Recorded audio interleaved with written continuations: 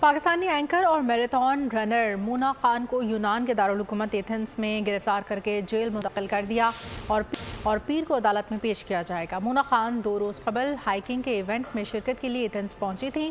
ترجمان دفتر خارجہ ممتاز زہرا بلوچ کا کہنا ہے کہ یونان میں پاکستانی سفارت خانہ مونا خان کی گرفتاری کی وجوہات معلوم کر رہا ہے۔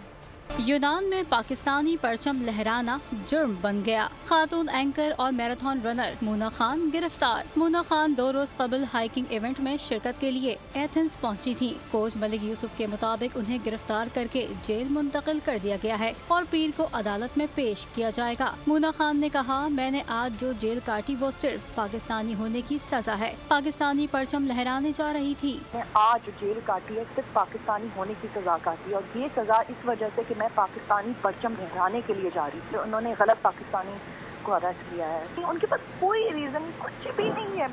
3-4 گھنٹے یہ پریشان ہوتے رہے۔ پہلے ان کا ڈاؤن ٹاؤن کا پولیس اسٹیشن تھا، ان کو کچھ بھی نہیں ملا۔ انہوں نے اپنے کال ہیڈ آفس بھیجا، پریشان کرتے رہے کہ ہم کیا ریزن نکالیں۔ یونان میں پاکستانی سفارتی حکام مونا خان کی مدد کے لیے متحرک ہو گیا۔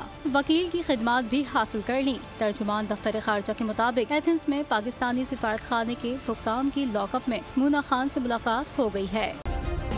سبسکرائب کریں اور بیل دبائیں تاکہ کوئی خبر رہ نہ جائے۔